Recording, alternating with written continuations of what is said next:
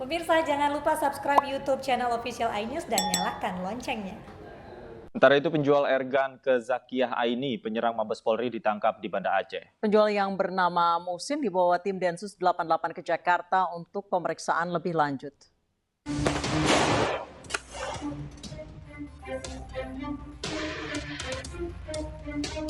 Tim Densus 88 menangkap penjual airgun ke Zakiyah Aini, penyerang Mabes Polri di Banda Aceh. Penjual yang bernama Muhsin ini kemudian dibawa ke Jakarta untuk pemeriksaan lebih lanjut. Muhsin ditangkap di Banda Aceh pada Kamis lalu. Menurut polisi, Zakiyah Aini membeli airgun dari Muhsin secara online. Sebelumnya, Zakiyah menodongkan pistol ke personil pos jaga menggunakan airgun. 6 kali tembakan sempat dilepaskan Zakiyah ke arah polisi di pos jaga gerbang depan Mabes Polri. Dari rekaman kamera pengawas, ia terlihat membawa sebuah pistol dan diarahkan ke sejumlah polisi yang berada di dalam pos. Zakiyah akhirnya dilumpuhkan polisi dengan tembakan. Teror di Mabes Polri terjadi pada Rabu sore sekitar pukul 16.30 waktu Indonesia Barat. Peristiwa penembakan terjadi tak jauh dari gedung utama tempat Kapolri dan sejumlah asisten Mabes Polri bekerja. Tim Liputan iNews melaporkan.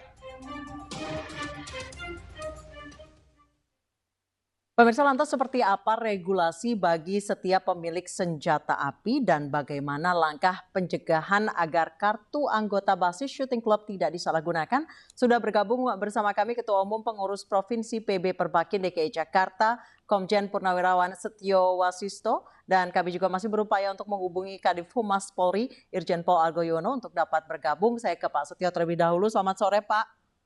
Selamat sore, Mbak Anissa. Bapak, sebenarnya untuk aturan kepemilikan senjata api dalam hal ini yang sedang viral atau sedang ramai beberapa hari terakhir adalah terkait kepemilikan airgun oleh tersangka penyerangan Mabes Polri dan aksi koboi di Duren Sawit. Untuk airgun sendiri itu apa sih Pak aturannya? Perlu saya jelaskan bahwa untuk airgun itu total dilarang. Oke. Ya. Karena tidak dipergunakan di Perbakin. Perbakin ini adalah dalam rangka pembinaan atlet menembak prestasi ya, untuk prestasi, dan senjata airgun itu tidak digunakan di dalam kegiatan Perbakin. Baik. Untuk airsoft gun, kalau airsoft gun itu digunakan di Perbakin untuk kegiatan yang kaitannya dengan seperti kegiatan tembak reaksi. Sedangkan untuk yang war game atau untuk perang-perangan itu di organisasi lain yang sifatnya komunitas ya, berlindung di organisasi yang sifatnya komunitas.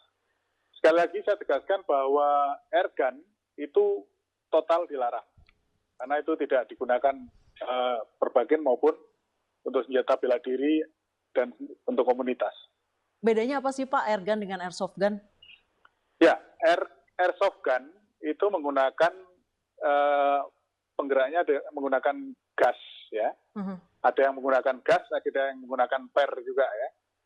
Kalau gasnya gas yang ramah lingkungan dengan kekuatan tidak sampai 2 joule, itu ukuran tekanan ya. Sehingga kalau menembakkan, pelurunya pun peluru dari plastik yang ukurannya sekitar 4 mm, itu sangat ringan ya. Itu kalau ditembakkan tidak akan melukai gitu ya. Tetapi kalau jarak dekat mungkin 1 meter ya mungkin luka. Tapi kalau kan digunakan untuk war game itu jaraknya agak jauh ya. Nah kemudian untuk airgun sendiri, airgun itu menggunakan gas CO2 yang tekanannya lebih dari 2 joule. Dan pelurunya atau gotrinya itu logam. Ada yang dari 4 mili sampai dengan 6 mili. Beratnya juga cukup signifikan, dan ini sangat membahayakan untuk menembak kaca atau menembak triplex jarak 4-5 meter pun tembus itu. Baik, kalau untuk airgun, apakah benar Pak kalau misalnya jarak dekat dengan kondisi peluru yang dari besi, tadi Bapak mengatakan gotri, ini bisa fatal ya Pak ya? Kalau mengenai sasaran organ-organ yang vital tentunya sangat berbahaya, Mbak. Baik, Pak Setio, sejauh ini untuk penggunaan airsoft gun sendiri, kalau misalnya dilihat secara orang awam melihat airsoft gun itu bentuknya memang mirip sekali dengan senjata api sungguhan. Untuk kepemilikannya sudah diatur ya Pak ya. Seperti apa sebenarnya persyaratan seseorang memiliki airsoft gun? Untuk airsoft gun itu sudah ada aturannya. Untuk membedakan dengan senjata asli, itu di depan atau di ujung dari laras, itu ada tandanya warna orange. Kami selalu menggunakan istilah itu dengan orange tip.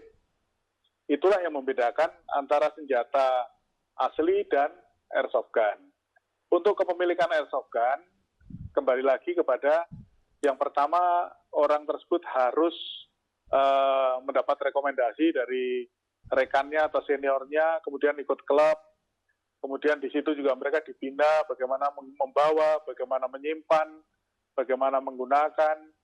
Jadi tidak sembarangan dibawa.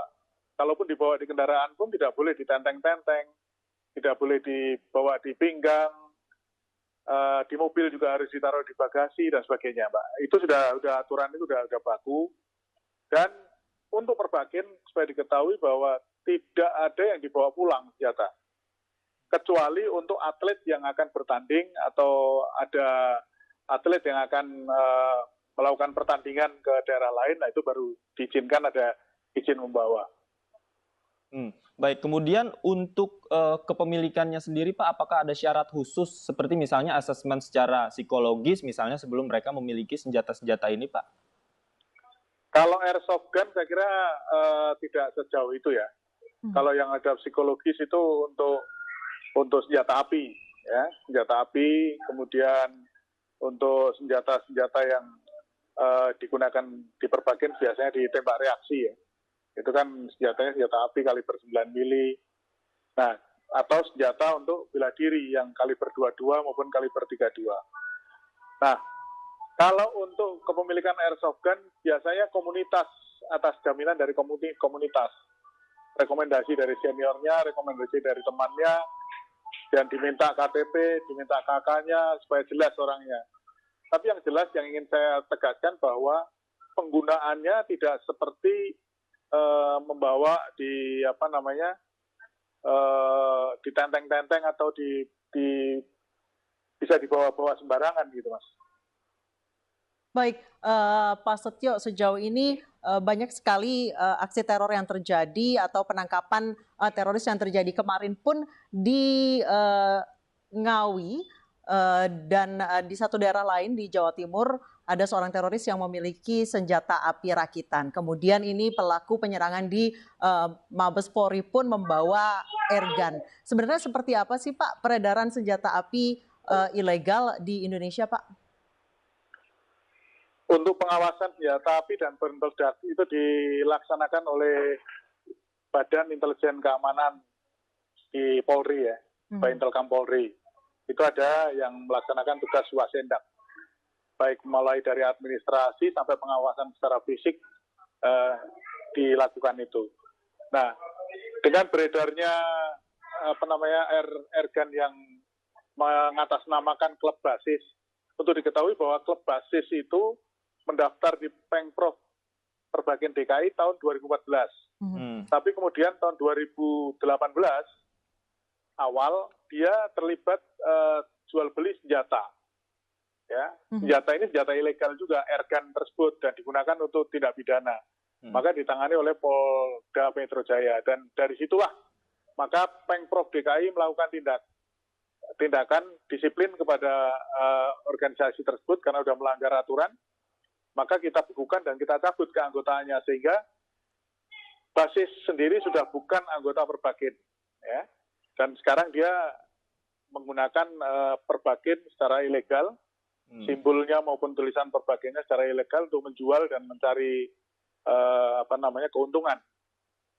Baik, Pak Setio, apakah benar jual beli airgun maupun senjata api ini sekaligus juga menjual kartu anggotanya, Pak? Untuk senjata sebetulnya ada kartu dan ada bukunya, ada buku kontrol dan ada kartunya. Itu dikeluarkan oleh Baintelkam Polri. Ya, tadi saya katakan pengawasan administrasinya dari Baintelkam Polri. Nah, kalau klub mengeluarkan kartu, itu artinya kartu sebagai keanggotaan saja, bukan untuk menggunakan senjata. Artinya memang rekomendasi harus dikeluarkan dari klub ya Pak, tidak ada seorang ujuk-ujuk secara mandiri begitu memiliki ini, membeli di toko-toko yang sudah ditentukan itu tidak diizinkan Pak? Saya kira tidak boleh Mas, itu tidak diperkenankan, karena harus seseorang itu harus mengikuti anggota klub dulu, kemudian klub nanti baru mengusulkan keanggotaannya. Kalau dia klubnya resmi anggota Perbakin, berarti nanti diajukan ke Pemprov, Pemprov mengajukan ke PB. Kartu anggota Perbakin itu terpusat, ya, terpusat dikeluarkan oleh PB Perbakin. Baik, Pak Setio, persyaratan warga sipil memiliki senjata api itu apa saja, Pak? Kalau untuk olahraga, kembali lagi bahwa dia anggota klub, kemudian dia untuk digunakan untuk olahraga prestasi, ya. Kemudian ada tes psikologis juga kalau senjata api, ya. Tetapi kalau untuk kepemilikan orang sipil atau untuk langsung membeli senjata api, saya kira tidak bisa ya, karena kita Perbakin kan untuk olahraga. Baik, Pak Setio, saat ini orang yang memiliki senjata api maupun airsoft gun ini seringkali punya arogansi tertentu seperti yang terjadi di Duren Sawit.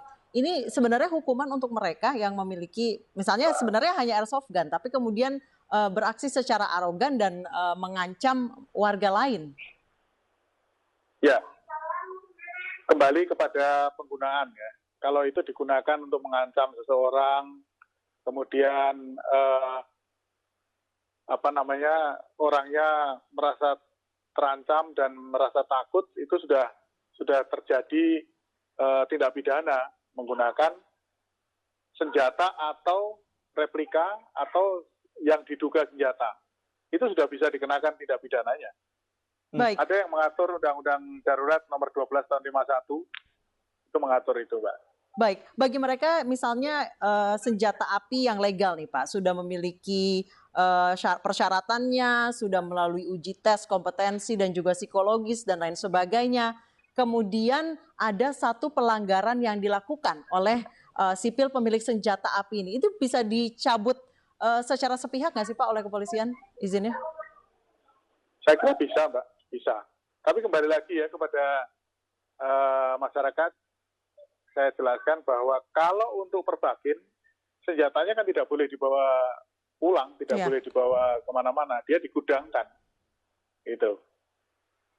Baik, ya. Baik. Terima kasih atas informasinya Pak Setio. Mudah-mudahan kita harapkan bersama senjata ini tidak disalahgunakan khususnya oleh masyarakat. Terima kasih Pak Setio, selamat sore.